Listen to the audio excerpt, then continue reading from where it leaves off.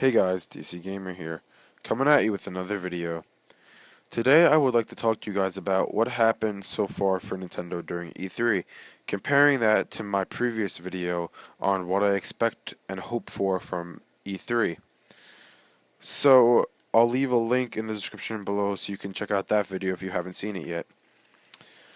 So, obviously guys, E3 is not over yet. Nintendo still has a couple days to announce some stuff, but here's what they have so far. Alright, so far this E3, on Sunday we had a Super Smash Bros. Direct.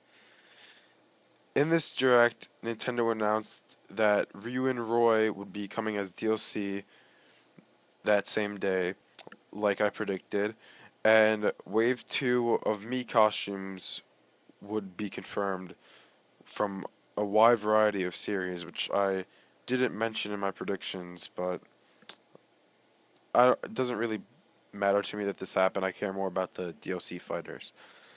So then they announced the new amiibos, new wave of amiibos for Smash, which I expected to happen. Confirmation that all fighters will get an amiibo, and they confirmed that there's some new stages which I didn't think of happening, such as Dreamland Miiverse stage, Suzaku Castle, and others that are going to return from the original Smash. They announced that Tourney mode would be released in August only on the Wii U. And they announced that there are some new trophies such as Splatoon, Ryu, Ken, and Roy. So as you see, I predicted some of these such as the DLC fighters and the amiibos, but that's pretty much it. I did predict that they would announce how the polls are going. Unfortunately, they didn't even mention that at all actually, so next up we have the Nintendo World Championships.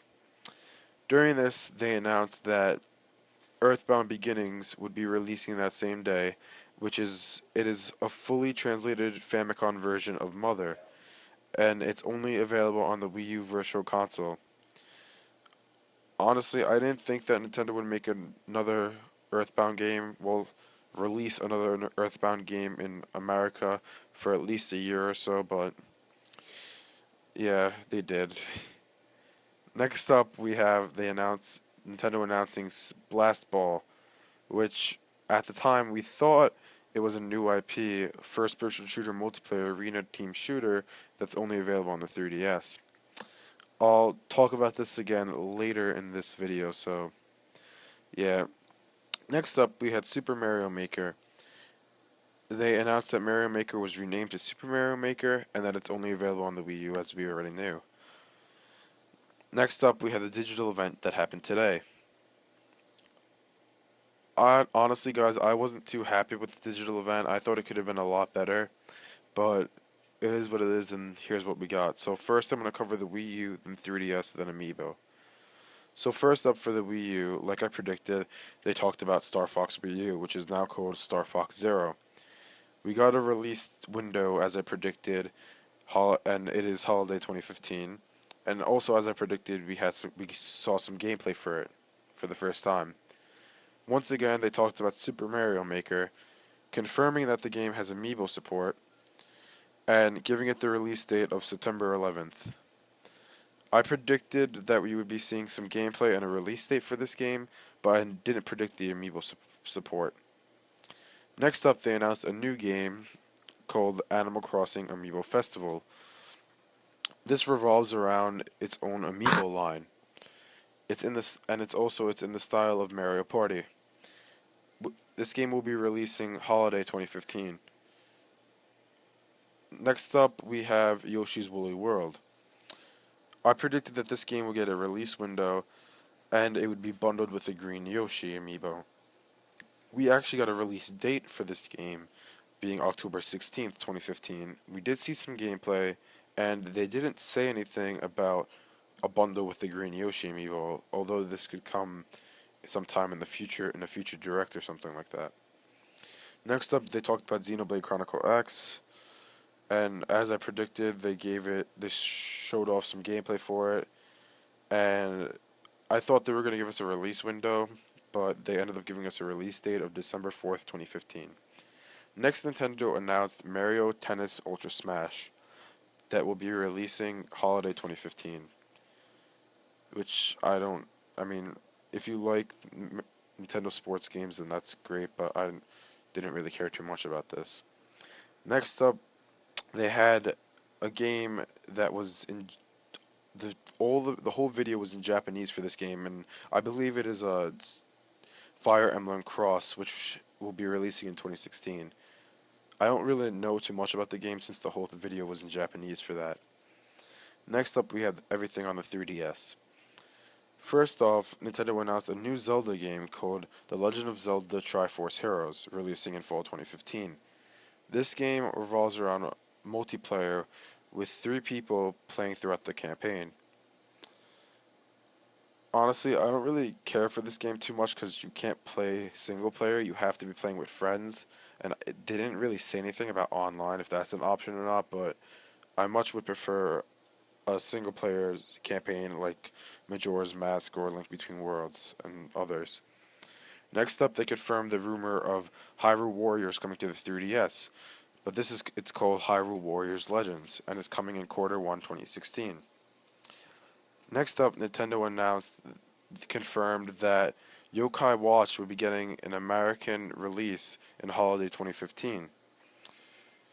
Unfortunately, we didn't see any Pokemon news for this E3, which may be due to the fact that Yokai Watch is an RPG and so is Pokemon, so Yokai Watch seems to have taken Pokemon's place this fall, unfortunately. Although, as I predicted, Pokemon Super Mystery Dungeon, they would show some gameplay and more details about the game, but they did that during the Micro Direct that I covered a few weeks ago, so technically that prediction did happen, but earlier than I expected it to.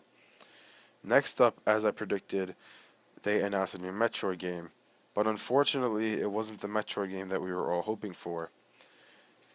Remember I mentioned Blast Ball before being shown at the Nintendo World Championships? Well, that game actually was the new Metroid. It's called Metroid Prime Federation Force.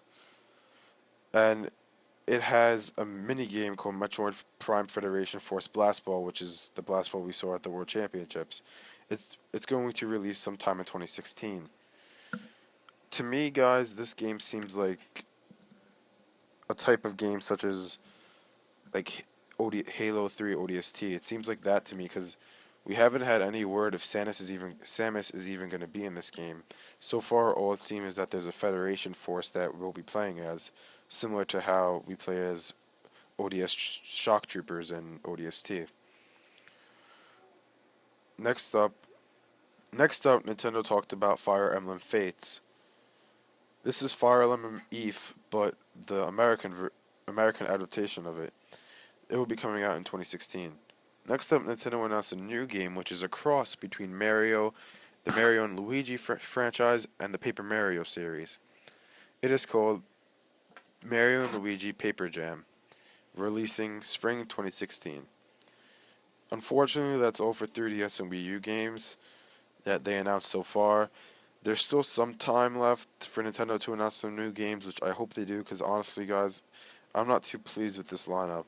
I like Star Fox, Super Mario Maker, Yoshi's Woolly World, and Xenoblade Chronicles X for the Wii U, but we already knew about 3 of those 4 games.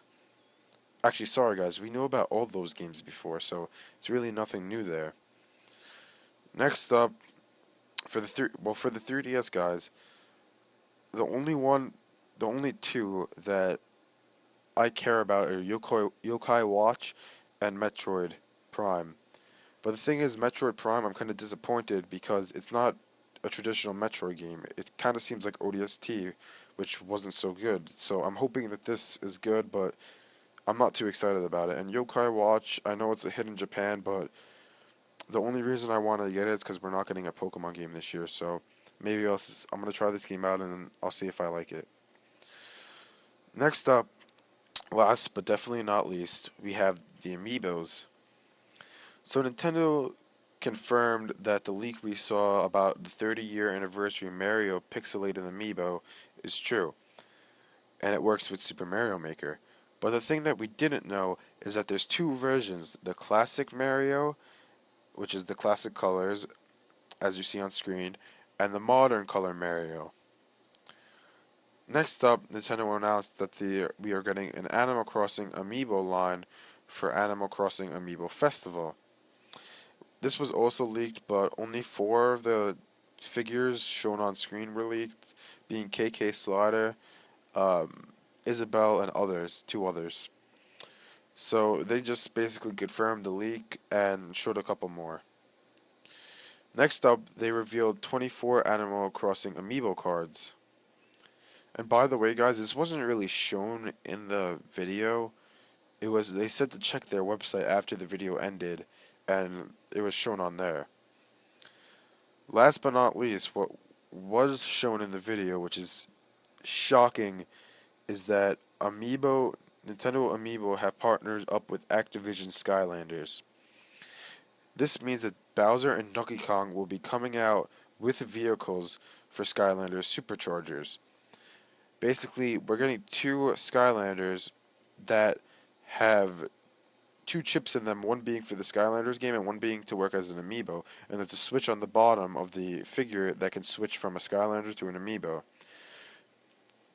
Donkey Kong is called Turbocharged Donkey Kong with his Barrel Blaster vehicle.